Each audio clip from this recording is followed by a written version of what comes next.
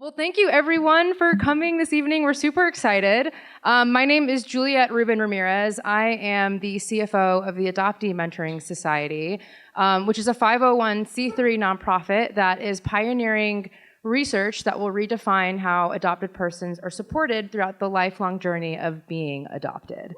Right? Very, very exciting stuff. There go my notes. Before I get started tonight, I first and foremost want to recognize Emerson College, my alma mater, for hosting us tonight. So if we could please give them a huge round of applause to their team who are staying and helping us run all of the show tonight. There's a few individuals that I specifically want to thank who have been instrumental behind the scenes in helping us organize and execute this event. Chad Hagen-Myers, Tatiana Barzaghi, I am so sorry if I ruined last names, Chelsea Brown, Rosemary Lavery, Maura Hogan, Kelly DeVers Franklin, Daryl Paranata, and our friend Daniel in the back, who's also helping with IT. Hi, Daniel. I am an Emerson alum, graduated in 2014, so this is a full circle moment for me. And as an adoptee, it kind of all just works out. I mean, what do you know? To kind of set some expectations for this evening, you're going to hear from these two incredible women sitting beside me as we talk about how adoption is depicted in the media. I would say around 8 p.m. we'll open up for Q&A for the audience. We'll pass around a mic. So if you have any exciting or eager questions, please hold on to them, write them down, and we'll look forward to hearing those questions later in today's panel. Tonight is a lot more than adoption, right? I think it's about authorship, agency, truth-telling, and it really happens. It's really about telling the stories about what happens when you are adopted. And as I mentioned before, it doesn't end.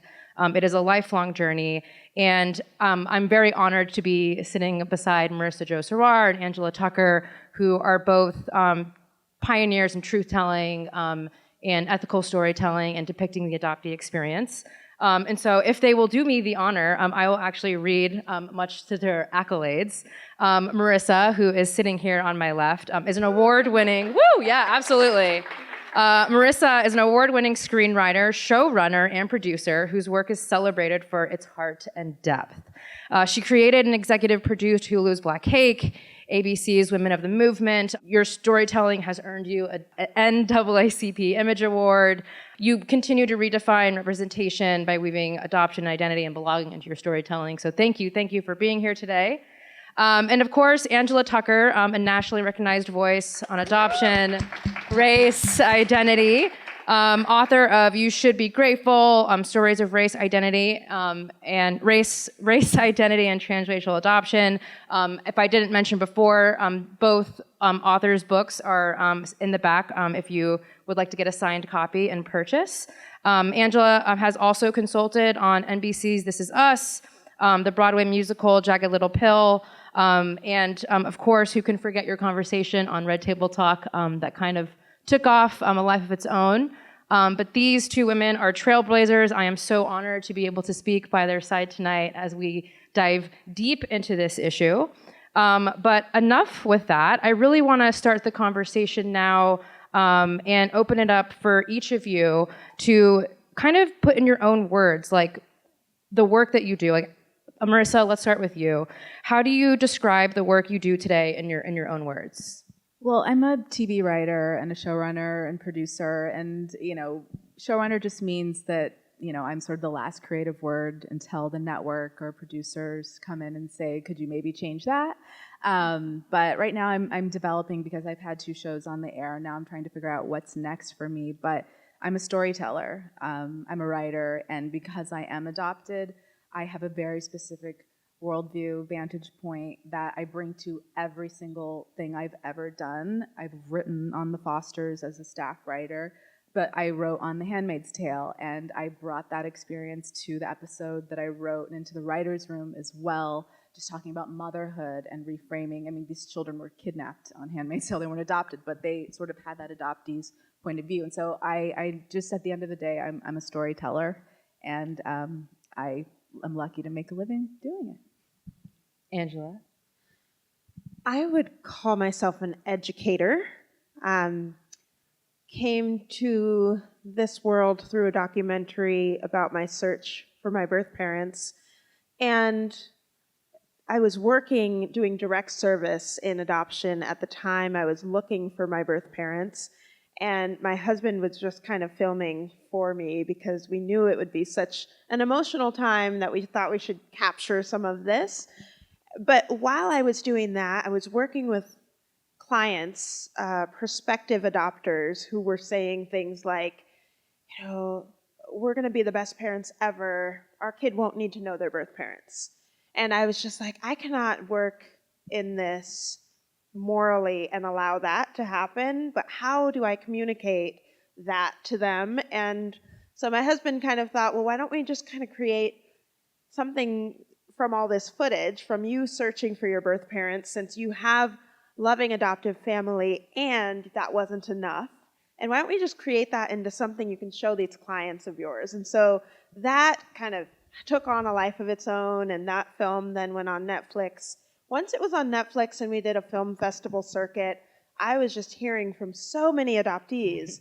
And I often share that, I would be up on stage with my husband doing a Q&A, and right when we were done, adoptees would flock to the stage to talk to me and say things like, thank you so much for saying what I never could say out loud. Like, I feel all of these same things, but I would never say it.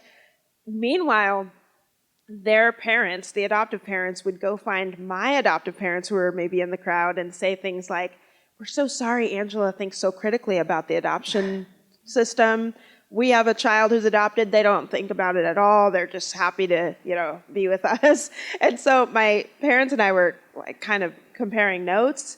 And that's when I just was like, there is a huge population of adoptees who have had stability for the most part, loving adoptive families, and are just struggling.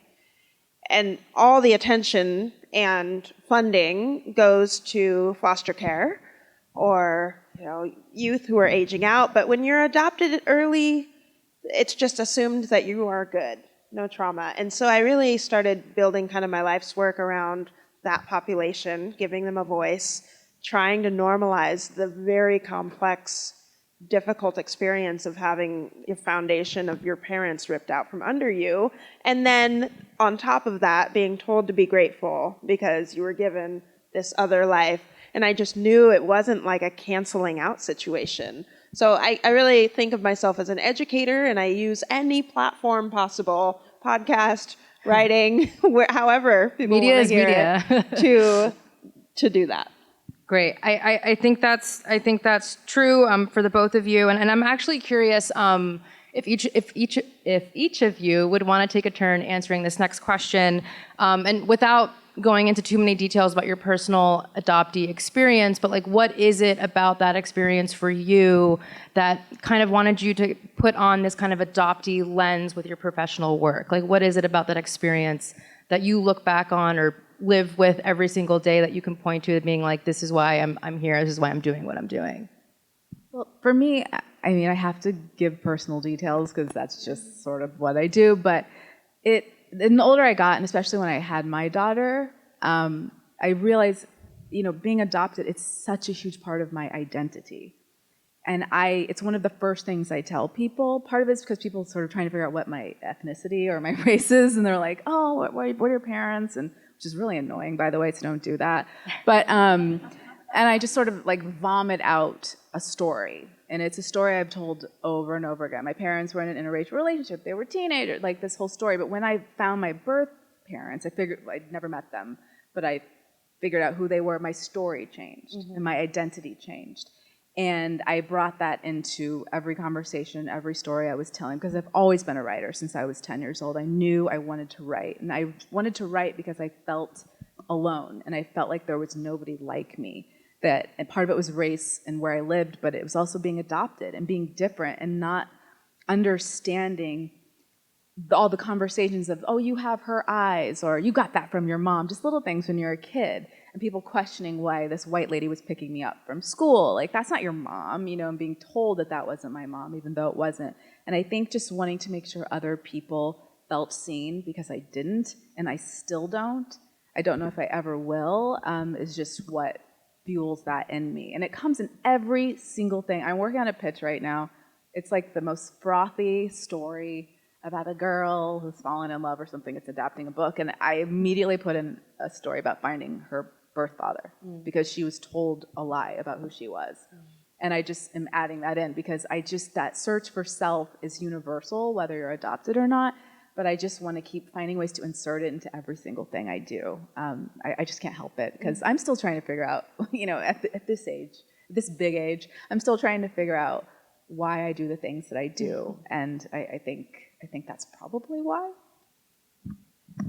Yeah, very similar. Being transracially adopted, it was really young age that I had to start educating others about why I was where I was. Growing up in Bellingham, Washington, this little black girl from Tennessee just didn't make sense to people. How did you get here?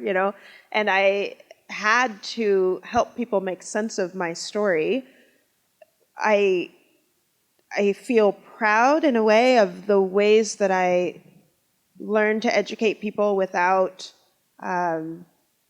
replicating stereotypes and tropes. So I think at a pretty young age, when people would say was your birth parent a crackhead, which was really common, I was starting to develop language. I think my parents were really helpful with this, but to talk about the reasons why transracial adoption so often was synonymous with white parents in middle class or middle to upper class homes and black and brown kids and children. And so beginning that education really early on helped me to humanize others. And I think then I was starting to see it's kind of a superpower, one that I don't wish others would have. I don't want anyone else to have to be adopted, but I was a little bit seeing the ways that I view the world different than others. So because of being transracially adopted, more empathy towards women, black women who were poor and homeless. That was what I knew my birth mother was, but I didn't know her, didn't have contact, but I was able to extend empathy to people in those positions, I think, a lot sooner than others. And I'm still really grateful for that and think that it's something our country needs a lot more of. Being able to see both and. Yes, my birth mother is, couldn't care for me for different reasons, and perhaps she wasn't given a choice about whether she wanted to care for me. Both of those things are true, even though they're so, for many people, it's a distinction that's mind-boggling, difficult, confusing. That quest to communicate this well is what I love to do. And Angela, you said a word earlier before that I think warrants just a quick explanation, transracial adoption. For anyone here who might not be familiar, can you explain a little bit about what that is? Transracial adoption is anytime a parent adopts a child of a different race. Thank you. And again, here about educating, I think it's really important that we kind of, have these words and you will hear them often. And so I think it's really important for us to kind of, educate and define those things that we hear. But as we know, the event today is titled Rewriting the Script, Adoptees Take the Mic, literally. And I'm really curious to hear from both of you, both from your different lens, approaching your work in the media, artistic work. How would either of you describe the dominant narrative about adoption in the media today? I think for as long as I can remember, from Annie to The Blind Side, it's usually a savior story, and it's usually about, this magical experience given to this child or person. I don't know whether they're, The Blind Side, I think he's still a child, and they're life-changing forever because of these magical saviors. They're usually white saviors. They usually have money. They come from means. Also, I feel like portrayals of adoption, whether it's fiction or not, is accessories. It's a joke for especially very wealthy or celebrities that they adopt little black and brown or Asian children as sort of accessories or a status symbol. That was sort of a narrative, I think, that came out about 10, 15 years ago. It's rarely, I feel, about the experience of growing up not knowing your full story of how you came to be on this planet and why you are the way you are. And that's what I try to infuse into, most of the things that I do and have done. Yeah, and I think birth parents are pretty invisible. If they are at all visible, it's kind of like losing Isaiah, where they're decrepit, homeless, and one-dimensional, really, which is, I often think that, I don't know if any of you remember the Bechdel test. Now we have the Duvernay test. So Bechdel test, Rachel Bechdel came up with this test. So you probably know it so well. Yeah. But I'm going to maybe say it wrong. But it's around gender. So a time where we're trying to have women, what years? Do you know? Women had only been portrayed as like, Leave It to Beaver. And so Rachel Bechdel said, if you're writing a script and a woman is in this, let's make her a fully realized character. She exists more than just to be a servant to her husband and play with the kids. And then Ava DuVernay came out with the same sort of thing for Black and brown folks. Like, if they are in your film, they are not there just to talk about race or to have a white person reflect about their epiphanies on racism off of them. Let's make them fully realized. So maybe they like to be an artist or like something that does not center race. That was just not happening. And so I was so grateful for that, which not everyone uses, but I'm like, we need that for adoptees at this point.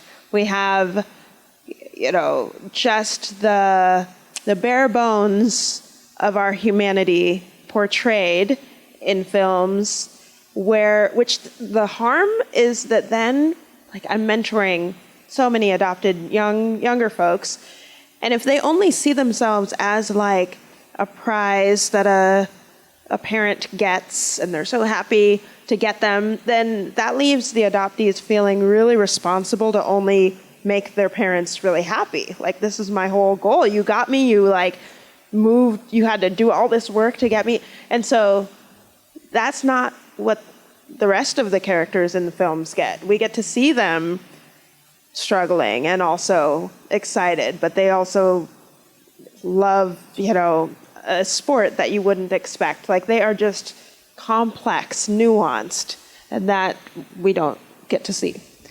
And this, Marissa, you said something earlier about like almost like this accessorization of adoptees. And Angela, this reminded me of your recent Substack article. Would you like to talk a little bit about that?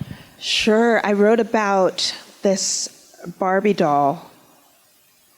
Did you read it, Helen? You did.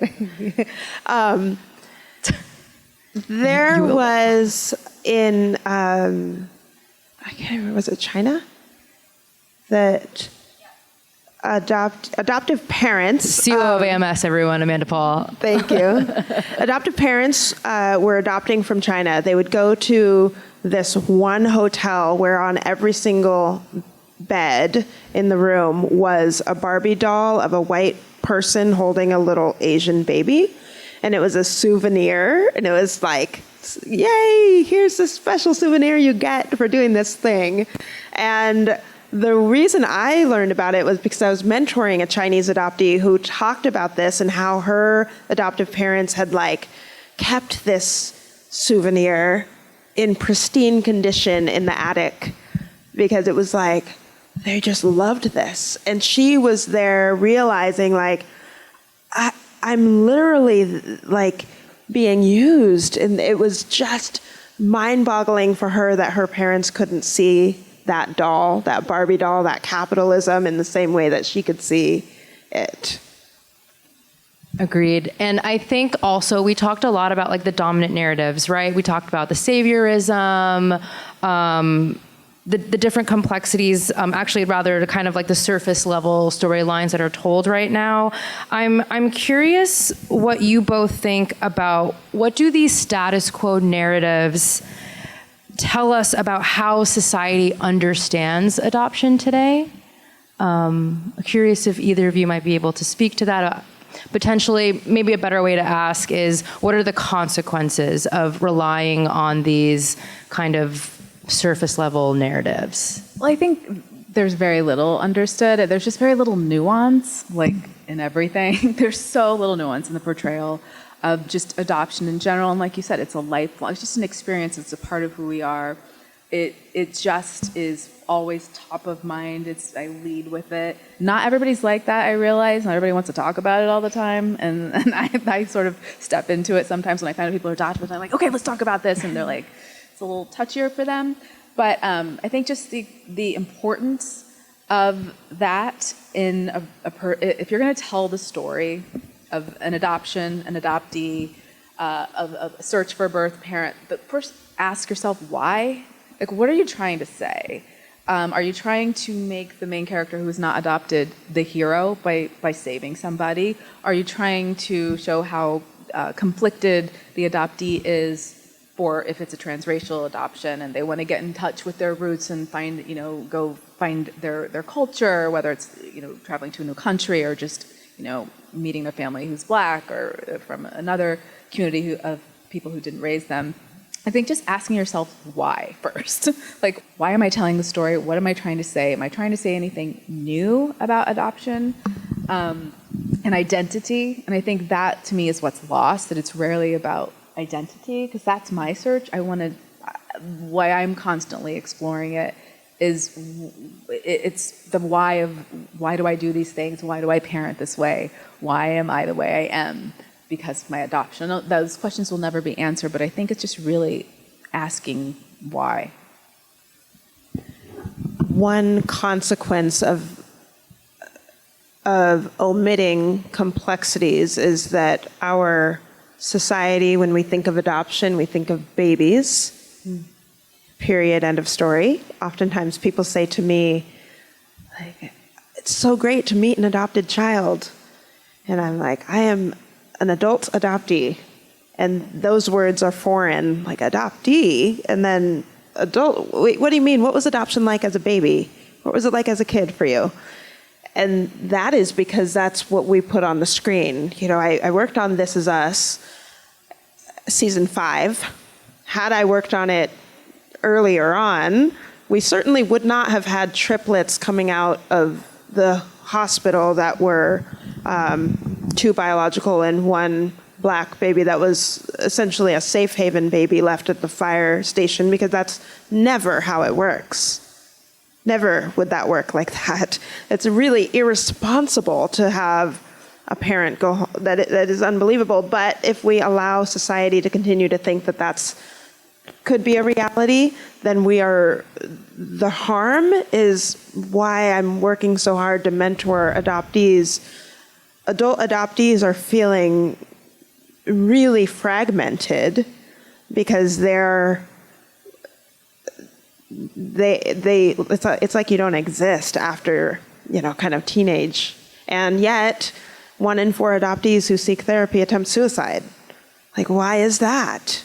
A lot of it has to do with, in America, media messaging is really strong. And so when we parrot what we see from films, we are really right now serving to minimize identities across the board, specifically for adult adoptees who are trying to still piece their identities together. How do you do that if you just never see it out there? It's absolutely, we don't expect that in other arenas. We can clearly say things about Modern Family and how that helped everybody understand gay families, right? And we all had like more of a common language, even if maybe you didn't have gay folks in your orbit. Still, it like moved the conversation forward in ways that saved lives. That's a consequence right now for us not doing that in the media. think another consequence is simplifying it and the story of getting the baby or the child, and that's it, and we all lived happily ever after. And when it's really about the parents, their desire to have a child, and going through IVF and whatever it is, and being and having a birth mother change her mind at the last minute, and all of the trauma that the parents are going through, which I empathize with. But what about the kid who comes and answers their prayers? What then? What is that like to carry that burden? Part of that is this amazing book. And when just before I even read her book, and I just saw the title, You Should Be Grateful, like something shifted in me. And it's something I've been telling myself my entire life. My parents never once said to me, you should be grateful. Yeah. My parents are amazing. I had been telling my siblings, you should be grateful. Think about what our lives would be like if they didn't adopt us. All of that had been fed. Where did that come from? I don't know. It wasn't in my house. All I did when I was a kid was watch TV, watch movies, and read books. And when I saw the title before I even read the amazing book, I like released myself of that. I still am grateful, very grateful, but I don't feel like I have to be. I just am. Yeah. And I think it's so important. It's that without pinpointing which book, which movie. Maybe is it because I saw Annie 750,000 times? I Still think my favorite most movie adoptees can quote it front to end. Now my kid's going to be in Annie, and it's like a dream come true. But anyway, that's aside. But it was all fed to me. Oh, okay, now it's my job to be absolutely perfect. It's my job to take care of my parents. It's my dream to buy them a house and to thank them for adopting me. Like it was started as a child, and I would guess that it came from the images and the stories I was consuming. I want to follow up actually on the narrative of you should be grateful. Angela, do you want to break that down a little bit about like what, as an adoptee, when we hear that, like what are we actually hearing? It's the other folks who are ingesting societal messages, and that is why they come up to us. Just for me, transracial family, so my parents adopted 8 of us, and all different races. My parents are white, and Bellingham was a predominantly white city. So just looking at us, we were inevitably met with people who praised my parents. They also adopted all of us with different disabilities. So you add on the ableism piece, that there was just this, before I could really understand what was being said, just like, wow, your parents are just great. They're saints, they're angel. My mom's name is Teresa, so Mother Teresa was often the common thing. And so how do we interpret that then? How do we interpret when we go to the grocery store and the thing that the checker says is like, oh, your parents are so great. You're so lucky that they got you. Like, you have to think, I would be dead if they didn't get me. I didn't know my birth parents. My parents didn't know. So how does a stranger know that I'm better off with them? It's just assumed. White privilege, of course, plays into that. That's why I write about that quite a bit. But that need to be thankful for the nobody knows, like, for what, just that you could be over there. My dad actually came up really with the title. He was just like, it makes great sense given all that I've shared and what he sees. Of course, they also had never said that to me overtly, but there is certainly a feeling, and I still carry it. And I know a lot of adult adoptees who are really like perfectionists, overachievers, and I think I put myself into this a little bit because I'm always kind of like, are you proud? Like, did I do it? Like, did you get a good return on investment? And that's what I write about too. And it's so subliminal and so deep, and it requires a lot of excavation to see that that's what you're doing. Otherwise, I think society is just like, oh my gosh, you're so successful. Woohoo. But it's really like, well, I've got to be, because otherwise I would be over there, and I got this family, so I've got to show that they did the right thing. It's exactly. I mean, it's so crazy. My parents also, I'm one of 8 adopted children. And it's just so amazing that we could do this and that we met on social media. Like I say, the only good thing that ever come out of it for me, because I'm terrified of talking to strangers. But my parents also adopted 8 children. I'm the only black child, though, that they adopted. I grew up in an all-white town, rural Illinois. But it's true, it is subliminal. It's everybody coming up and praising my parents. And they should be praised. I mean, they adopted some challenging people. We're all very complicated. But it is so refreshing to just hear it said from someone else because you carry it inside of you. And that's why I think your book, it just does. It allows people to say it out loud because you can't explain it to people who don't have the experience. When these people gave birth to you and they raised you, you just don't know what it's like. And I think about it all the time, but I had this full circle moment. I threw an 80th birthday party for my mom a couple weeks ago. I'm one of 8 children. No one else was doing it. I had to do it. I flew home. I put on this big thing. And then one of my family members said, "They're so lucky to have you." And so it was just like that reverse. And it's true, my parents always tell me how grateful they are for me.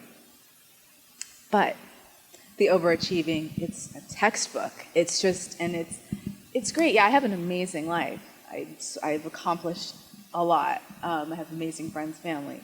But it's hard to feel that way all the time in the back of your head. You feel like, okay, I'm not doing enough, or what if I had not been adopted, or my life could have gone this path. What would that path have been? I don't know. But it is a burden, and and so I think those are the consequences of just people like us who seem great. We have lots going for us. We're doing great. It's heavy. It's just constantly like on my mind, and that's not fun. One thing Angela says is that we carry a lot of adoptee energy, and I didn't really know that phrase until I came to AMS, and I was like, yeah, I guess I got it. Like that makes complete sense. But speaking of adoptee energy, I mean, Marissa, you've worked across major networks and streaming platforms. How have you seen the topic of adoption come up in your everyday work? I mean, it comes up, for me, because before I got my own shows, I would work in other people's writers' rooms, and it's one of the reasons I got jobs. I was immediately like, here's my story. I'm so unique. I'm so interesting. Let me pour my soul out to you to hire me to write on your television show. And it worked basically every time. And I worked on shows like The Fosters, which made sense. It was this family. They had foster children. They had adopted children. I told my whole life story in that writer's room. And then, on Handmaids, I talked about my experience. But then when I adapted Black Cake as the creator and showrunner of that amazing book, and one of the bigger changes is how the portrayal of a woman finding out she's adopted at age 50 in the show versus the book. But I just wanted to infuse my reality and just what it is to be an adult woman who has a child who is adopted and what that would be like to find out now versus every day of my life I've known. And so that was one of the bigger changes, and only because I was adopted did that change happen. That would have never changed if someone else were adapting the book. It was really important to me that nobody ever fought it. And so things like that come up a lot. I had another project that was very personal, and the main character is adopted, trying to figure out her life story as an adult woman, like in her mid-30s, and I could not explain to the executives that finding out who your birth parents are is a high-stakes situation. They did not understand why she cared. They did not understand why she wouldn't just the part of the storyline was that she was being offered money to sort of like disappear. And they're like, well, I would just take the money. I'm like, why does she care? Because it's because you know who your parents are and you've known your entire life, and this person doesn't know her story. And so those are the kinds of things, just in my experience with various types of projects I've worked on in different capacities, from staff writer to showrunner. The lack of understanding, it's there often. You have to it's like educating, and sometimes they don't care. They're like, cool, my story. They just can't grasp it because it's not their experience. And Angela, when you've been brought on to different projects, what are some of the things that you've seen and heard? I think consulting with the writer's room of This Is Us, there was like a palpable curiosity about my entire life that felt unique. I just don't think it's appropriate for adoptees to overshare our personal stories, but it felt like I had to do that in order to get credibility for the kind of suggestions I had for the character. And so I used that to like educate further, to be like, I think like all of you might not realize, but I am not here to tell you about my current relationship with my biological mother.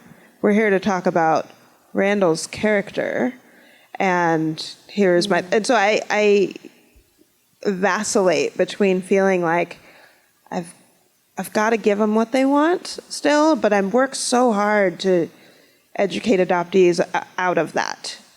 You know, we just don't owe every single person every aspect of our story. We can certainly share parts when we want to, if we are like really cognizant that we are choosing to do it. So that was part of it. I still had a great time for that show working to help them understand the concept of the ghost kingdom. And so we made Randall, I did share that when I was growing up, Magic Johnson was my birth dad because he played basketball and I played basketball. He has a huge smile. I have a huge smile. He's a black guy. It's like, he's my birth dad. And then Brandy was my birth mom because that movie, Cinderella, with that blue dress that was gorgeous. And so a ghost kingdom is a really important aspect of an adoptee's world, like to try to make sense when you don't have all the pieces. Might be how you do it. My parents would say, you know, we were pretty sure Magic Johnson is not your birth dad, but we could see that because yes, you share this trait or that trait, which that's really what we're trying to get at. We're trying to have someone be like, where did you come from? I don't know, but yes, I see this in you and I wonder where it came from. So that Ghost Kingdom piece for Randall is really fun. Of course, that's such a great visual for the medium, for them to be like, yes, we can really show this by Randall wanting to have the local weatherman was his Ghost Kingdom birth dad. And so I knew that had staying power as opposed to some of the other concepts within adoption, which are really, you know, psychological and a little bit harder to share creatively. So it was exciting for everyone to be like, oh yeah, we can bring this to life. Can you explain a bit more about what the Ghost Kingdom is? Yeah, the Ghost Kingdom is it's like a magical place for adoptees to fantasize about what would have been when we don't have the whole facts. And one thing that I find interesting, and you know, being an adoptee myself, is when people find out you're adopted, they start asking you all these questions. They want to know your story, and they're like, "Oh, you should make a documentary or a podcast or a movie." I mean, if I had $1 for every time, I'm sure one of us heard that, we'd, you know, be a bajillionaire somewhere. But I'm curious, like, why? We would not be billionaires. I think it's terrible to be a billionaire. Why? It's just morally. Okay, that too. My bad. I'm gonna get canceled on this panel right now. Sorry. Politics. Sorry. Poo-poo on billionaires. Yes, yeah. We will be comfortable. And we would be different because we have a lot of empathy. We would absolutely be giving our money away to help. We run a nonprofit. Like, I mean, what? Sorry. But I think my overall question, though, my point in asking this is, why does the curiosity end there? Why not more investment in these stories? Yeah. In the industry you work in, Marissa and Angela, that you consult in, like, why do you both think it ends in those types of conversations? Yes, I think the conversations, when you truly think about adoption, it's too scary for people to start thinking about purchasing humans, starts to evoke trafficking. Of course, that's not exactly what we're doing, but we could get to there pretty easily. To think about transracial adoption, you have to think about slavery. You have to think about the ways that we've criminalized poverty. That is so uncomfortable. You have to think about haves and have-nots. You have to think about, one has to have a little bit of introspection if you go too deep, and to think like, why do I have and they don't? Our society doesn't enjoy going deeper than small talk, and that is not what this is, although that's the status quo right now. Adoption is such a great thing. I love to challenge folks to think, like, if there were, and there probably are, birth parents in the room right now, how does your language change about adoption? Are you still saying, what a beautiful thing your parents have done? How insulting to the woman who wasn't able. We might change our language a little bit. So I think it's deeply uncomfortable for people to understand that adoption hits on all the isms: sexism, racism. There's politics. It is just runs the gamut. It is not just that Georgia Tann is really the architect of adoption as we know it today. She is an incredible marketer of babies needing homes. So she's the reason that we think adoption is love. That came from Georgia Tann. Instead, what I'd love us all to realize through some of my work, all of our work, is adoption is complex.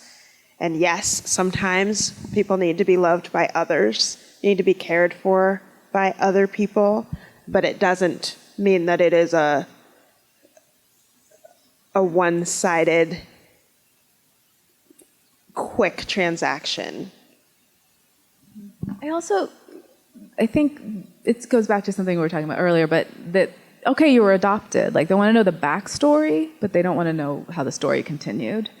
And I think people, I'm one of those overshares. I don't care. I'll tell you everything. I don't know. It's just because I'm a writer. I'm in a writer's room, TV. That's what you do. You go and you bleed for television, for people to look at their phones and maybe pay attention to your TV show. But I think they don't realize that you still carry something with you as an adult. They don't think that you're still going through anything right now, and they probably don't want to hear about it, to prove your point about just small talk. But I think it is because it's very complicated, because they just don't know.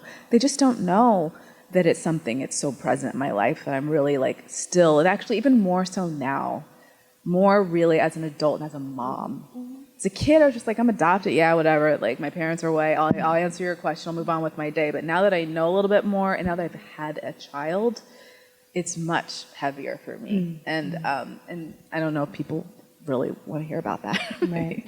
And something that also baffles me, and I'm sure it baffles a lot of adopted persons, but how I feel fairly consistently in the media, if there is an adopted person in the storyline, it's usually on the side. We're there to maybe support a plot, but not be the main character. I'm curious if either of you would be able to speak to why don't you think, why can't there be a storyline from the perspective of an adoptee? Why not? Why hasn't there been? Well, I'm working on it currently, but I don't know. I honestly, I wonder. I have absolutely no idea. I wonder if they think, if it's an adult, what, if it's not a story about finding a birth parent, adopting a child, trying and failing, or some thriller, some, you think you're going to adopt a child, but birth mom changes her mind last minute and kidnaps. If it's not that, I don't know if they, realize that there's so much more to it, and that search for that sense of self. And I don't know how sexy that is, in terms of television storytelling or film. I just don't know how or at least in a sort of very narrow mind, because one of the projects that I'm talking about, where I'm saying I'm working on, I am actually working on it. No idea what's going to happen with it, but there is a main character. She is adopted, but it is fun. It's a thriller. It's a mystery, but it's a main character who really, she just wants the truth. She's been denied the truth about who she is, and that's all she wants. And it's just making that clear to people who pay for television shows to be made that is high stakes, and there are a lot of twists and turns that come with that. There's also deep character work, but you just have to keep fighting and keep telling these people, because they don't, unless they have any connection to it, they don't know. Oh, you're... Yeah, I think it's similar to what I shared before. The complexities abound, and I don't know that we don't have a lot of great examples of people being able to follow really complicated narratives. So I think we are still at a place where fairly simple stories is what people can tolerate. Do either of you sense a shift in the industry coming in terms of, it's a hard no? No, I don't. I mean, it doesn't mean I'm going to give up. I just will continue every single thing I do. I will continue to make sure that I'm contributing to the story in a different way. I think the other question, another reason, they're comfortable with the images and the stories they've been told. They're comfortable with those. They feel familiar. They feel safe. And I think that's another reason why we keep seeing, if we do see a story about adoption in any sense, from any point of view, that it's the one they're more comfortable with. I think there's a lot of people who still feel, like non-adoptees, feel very comfortable writing adoption stories. Whereas we have seen a lot of change for, people with disabilities have had loud voices to say, don't hire an actor you can hire an actor who has that disability. It's less common for a white person to just overtly be like, I'm super comfortable writing a script about what it feels like to be Black in America. They're more likely now to be like, I'm going to find a Black writer to write about that experience. It's not the case with adoption. We are really infantilized, so that this is back to adoption we're seen as babies, as children, that it's really common for people to speak for us, to say this is their experience, and there isn't a lot of pushback when people do that. People really listen, like, wow, thank you for sharing to an adoptive parent. They'll say that. The power has not shifted to where it's like, we need you in the room to tell your story. And I have about one or two more questions, and I want to open it up to the audience for some questions. But before that, I'm curious if either of you would like to talk about I guess, Marissa, I kind of want to bring this to you, but what are kind of the common comments that you might see in the writer's room that perpetuate these current status quo narratives? Are there certain comments maybe you can think back to? I mean, the one that I mentioned, why would she care so much about finding out who her birth father was? Like, why doesn't she just move on with her life? It's easy for you to say, homie, who your parents are. So much of my life is on that show. And when I met Charmaine, the author of the book, I was like, there's so much in this book that I connect to, and that's why I have to be the one to adapt it, because I will protect it. I was like, I promise you, I will protect this book. I think this idea that the moment you meet someone that you are biologically related to, that there is a connection, that there is a magical thing that happens, the violins swell, the clouds part, and I just had to explain, it might be for some people, from a lot of people I know, that's not how the story went. It's a longer process, that it's nuanced, it's complex, it's a roller coaster. It can be amazing at first, and then when you sort of get real and you sit and think about all the time that's passed, some people can get angry, some people can get scared. I think that's probably the most common one, is when you're a non-adoptee writing an adoption storyline. It's either going to be like, oh, I've been looking for you my whole life. Oh, I love you, mommy. Or it's like orphan. It's, I'm going to kill you. I'm going to kill you. I'm not who I said I was. I'm actually not the baby you gave up for adoption. It's either that or that. And there's a lot of middle, I feel like.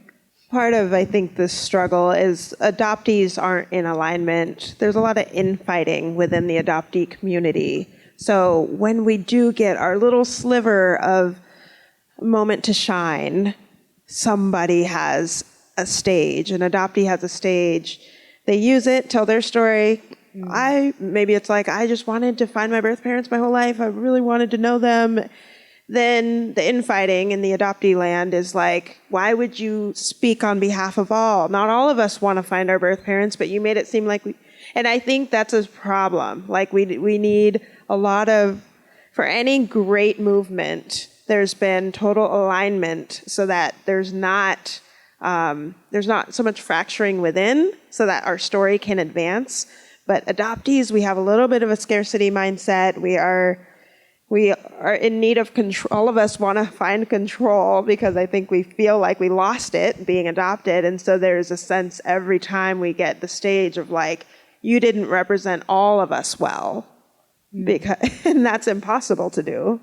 And so part of the work I think we have to do internally as adoptees and understand that we do want to tell the whole breadth of the stories, and it's going to be incremental. My last question before we open it up for questions. I think $1 million question for me, and Angela, you and I have this conversation quite frequently, is like, why should broader society care even if you're not adopted? Like, why is this topic, whether it's adoption in general or how it's depicted in the media, and I want to hear from both of you, but like, why should other people care about this? Well, I think it's simple, empathy. I mean, we should care how other people live even if we haven't lived their lives. And because if you haven't met adoptees or anyone whose life has been touched by adoption, I feel like everyone has. I feel like everyone I know knows somebody who has a story.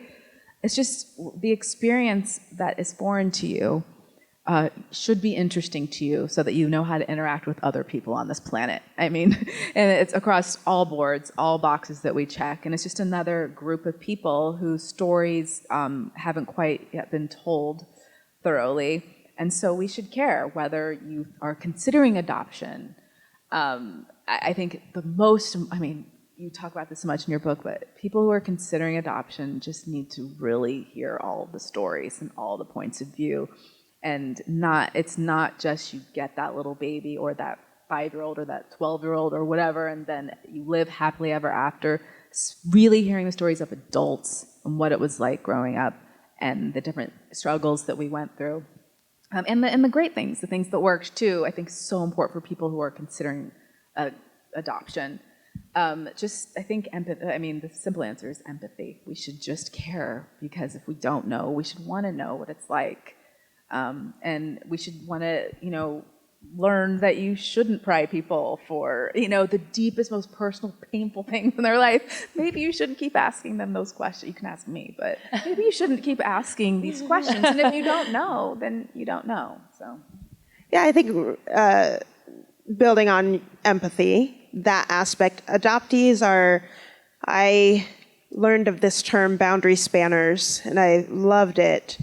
Marissa Lindholm wrote about boundary spanners in Psychology Today, and this term is essentially talking about the ways that people of different marginalized identities have a very useful skill set.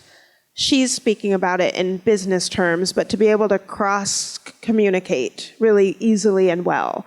And I think adoptees get this really by virtue of how we were raised. Transracial adoptees, we've code switched our whole lives. We know how to be in white spaces or the predominant race that you may have grown up in or a different culture. And we've learned how to be with folks who are our same race or culture. We can navigate those spaces with a lot of dexterity that others cannot. we may not know that we have that skill and it can be used in such a positive way, but I think if adoptees are at the table of like powerful tables, that we can compromise across the aisle politically a lot quicker, because we've had to live with people who are not like us. That is like a biological threat. Thinking about evolution, you would kill something that didn't look like you. You're afraid of it. Of course, we are not there right now. That is not who we are, and we do not kill if we see someone. But it is scary as a child, as a baby, to be put into a home where people don't look like you, and you're kind of told you gotta love them, you gotta trust them. They're going to have your best interest at heart. Like, how did we learn that? Somehow we did it. We're grown up, we thrive, how wonderful that is. We've learned some incredible skills by traversing an upbringing like that. So I think I'm eager for our whole world to understand these skills that we've developed in this way. Well, with both of you, I feel like Hollywood has a future in better storytelling, personally. But it's been a pleasure and eye-opening hearing from you both on this subject. And with that, I'd like to welcome the audience to participate in Q&A. Daniel here will have a mic, so don't be shy, raise your hand. We'll pass around the microphone. I know we have questions. Awesome. I'm stuck on the image of these Barbies holding these babies. Yeah. It's terrifying, actually, the idea that they give these Barbies out. But say a little bit more about it. Tell us a little bit more, for those of us who didn't get to read your Substack, what you drew out of that. The kind of marketing to show that this is the right thing. Barbie, this is like the pinnacle of success. This is what you want to attain. This is what they've taught us that we want to attain to be, is Barbie. So this image, literal, a physical object of a mother saving an Asian baby, and then it's like a reward for you to say you are Barbie. You are adoption Barbie. What was it called? Please go read my Substack. It's just Angela Tucker, and because I give the name for what I think it was, Going Home Barbie. In and of itself, it's offensive. People don't realize, going home, this Korean baby's home already. You're taking them away from their home. That's what you're doing. I kind of go back to one of your questions about, how come we're not in the room? I know Helen. Helen is an adoptive mother, my editor of the book. I'm so grateful to see you. And I know you, and so I feel like I can be passionate right now to say, gosh, going home baby is so offensive, but I know a lot of adoptees who wouldn't say this to an adoptive parent. And this is partly where we're stuck, is to be honest about the fact that with an adopter, that you didn't save us and take us home. You plucked us out of our home into another foreign land. Just being honest like that is not acceptable very much. Many adoptive parents feel very offended, even though we are not offending them. We're talking, but that kind of adoptive parent fragility, I think, is a big reason actually why we aren't further along. So I didn't completely talk about the Barbie, but I think it gave me an opportunity to talk a little bit more about this piece. But thank you for your question. Hi, I was curious if you've heard about that show called Southern Fried Rice about Korean lady that was adopted by Black parents in the South and grew up in the South with Black culture. No, I haven't, but I want to watch it. I think it's gutsy, and like I talked about earlier, we need incremental steps. So I think completely flipping, like there's a space for comedy in adoption, which I think Joyride did really well. And this, I think, touches too much on the racism piece, like really blatantly. So the backlash was really strong, right? Right. I think for me, it was kind of good to see because I was adopted by Black parents. And a lot of times when I say I'm adopted, people assume that I'm adopted by white parents. Yeah. Yeah, a little bit of representation there, right. Hi, thank you for your words, first of all. I'm really interested in the idea of the infantilization of adoptees.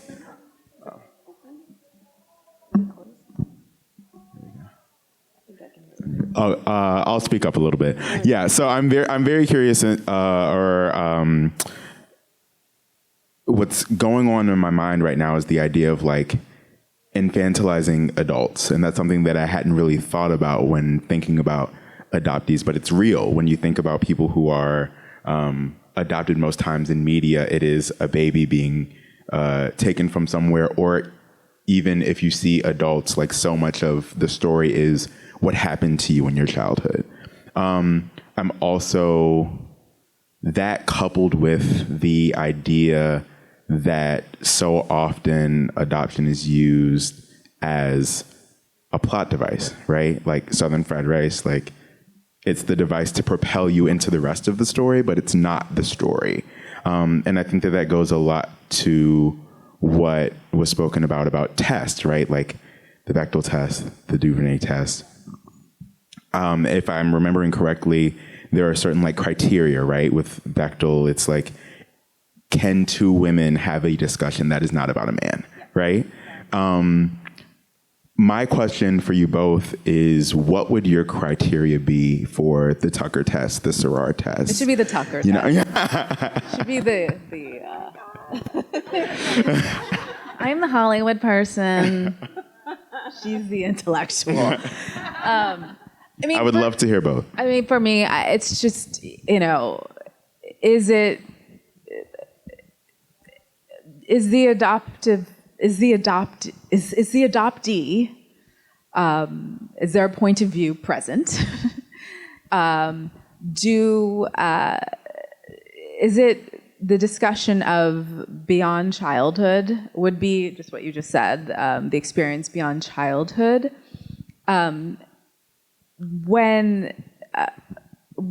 If the story, it just depends like what the story's about, but for me, one of the stories I'm very interested in, which is one that I'm writing, is it very saccharine? Is it very sort of hallmarky? And I don't even mean it could be good or bad, but we can have edge, we can have humor, we can cross genres. It doesn't just have to be this inspirational story of either a person who was adopted finding their birth parents or finding out who they were and where they come from and culturally where they come from. It could just be like, we exist, I'm an adopted person.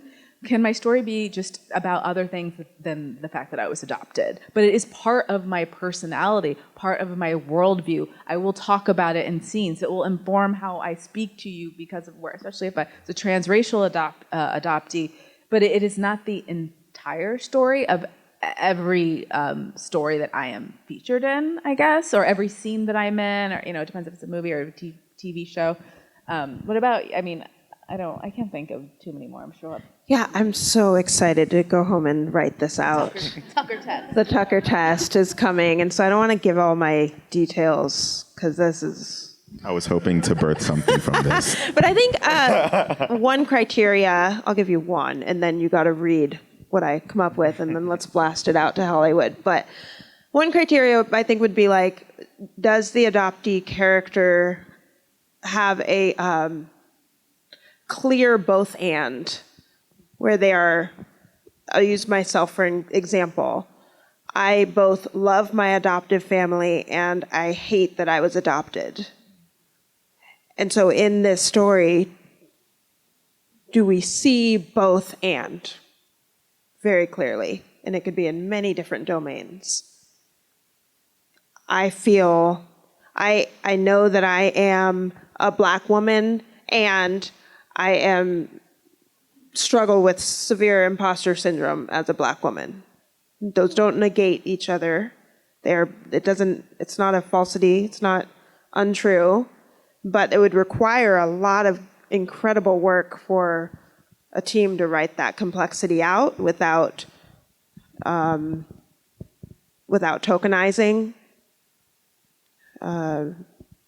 doing it with respect. So those would probably be a couple criteria. And I think you just answered an earlier question of why things aren't where they should be. It's hard. It's so hard. It's hard. It's hard even as a writer who has those exact same experiences, except for I have a different view on adoption. I love that I was adopted. It's very complicated, very challenging situation in my home, but what I know and the experiences with my birth family, I'm where I was supposed to be. I love being adopted. It's just a different experience, but it's so hard to capture all of this when you do have the experience. And so when most of these things are being written by people of absolutely like such limited knowledge, that's why you need more of us, more people doing what you're doing, and then just more people, from different, with different experiences in writers' rooms, and not just as staff writers and in-level writers, people who are the creative endpoint, the number one, the showrunners, the creatives, the producers, the people who greenlight things, just people with these different experiences, so that we can add all of these complexities. Because it takes everybody. Because you have to keep explaining it to every department. Like, no, this is why she's doing that. This is why she's saying that. This is where this is coming from. And it's easier to just give up and to just status quo it. I think when I worked on Jagged Little Pill on Broadway, it was really fun because I worked on the script, but then also, and the writer for that is the writer of Juno. Diablo Cody wrote that film, and then she wrote Jagged Little Pill from Alanis Morissette's music. And so I worked on the script with her and that, but then they brought me out to work with the actors, all the cast, and it was so cool because each of them wanted to really understand their role. And it wasn't just like the adoptive mom in the show wanted to best understand like adoptive parenting. She did, and she asked for all the books and the resources. It was amazing. But it was like then the other cast wanted to know how to interact with that character. I was like impressed with the level. But that's time, it's money. They chose to invest in that way.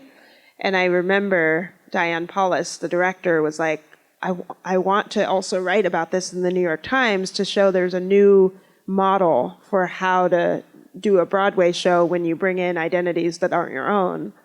And I was like, oh my goodness, I love that. And part of what was hard about that was money.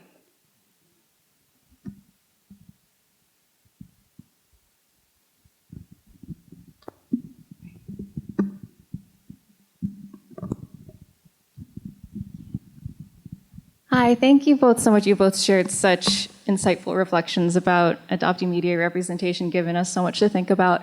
I am curious because when I think about how other marginalized communities have been better represented in media, it's so often because it's visual representation and in addition to the lived experience, and being an adoptee is not a visual identity. And so it is difficult to get people to care about our lived experiences. And you've both spoken to this a bit already, but I'm curious for each of you, especially given your backgrounds and careers, what do you believe are those incremental steps that we need to take? Is it that we need to make adoption like more marketable? Is it that we need to, like, as a community, be having more of these conversations? Is it just more storytelling? Like, what do you both believe are, like, maybe not the most important, but for you personally, the steps that we need to take to increase or to have better media representation for our community?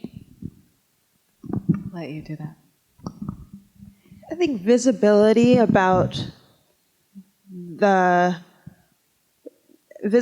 the middle. We have a lot of understanding and representation about foster care and its trauma. And you can just watch Law and Order tonight, and there will be something about foster care and the hard the difficult, the abusive, and then not so much in media, but societally, I think we have a lot of understanding of adoption as the best thing ever.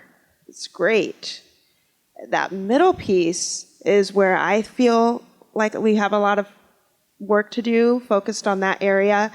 But I think you're right. The fact that we don't walk around with a sign on our head that says I'm adopted is really troubling.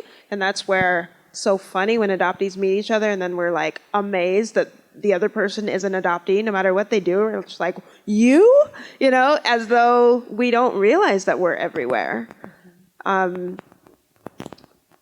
don't quite know how to make it more visual, but I think you're right. That's a big piece of it. And that's why so many of the other marginalized identities are able to kind of coalesce quicker than I think we have been. I think, not everyone will agree with me, and this also contradicts the idea that adoptees shouldn't be oversharers, but if we talk about it more, and if you are comfortable talking about it, I think the more people who just tell their stories and you see that they're not all the same, like we both were one of 8 adopted children, parents were white, very different experiences, very different takes from the experience. But I only know this because she told her story and kept telling her story and kept telling her story, and I keep telling my story. And the hope is that you can inspire more, or for people who are, not ready to tell their story, they at least feel seen, they exist. So I feel like it's, inspiring people to feel comfortable, to share their story so that we see that it looks different, but that there are so many people who this subject touches, I think is, one step as well. I'm thinking 2 more questions from the audience, if anyone.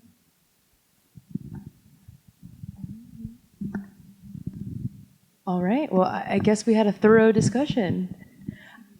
Yeah, so after this, Angela and Marissa will be in the back signing books for anyone interested. Also, a great opportunity to take pictures by the Emerson College Stand and Repeat in the back. But again, thank you all for coming out here today, for being curious, for deciding to come listen to this conversation and learn about this very important subject. It's also National Adoption Awareness Month, which is typically a month that is celebrated, but instead of celebrating, we're here opening discussions and trying to engage those who may not understand or know too much about adoption and learn more about the complexities that come with it. But to Marissa and Angela, thank you both so much for your work, for your perspectives, for joining us this evening, and it has been a pleasure. Thank you.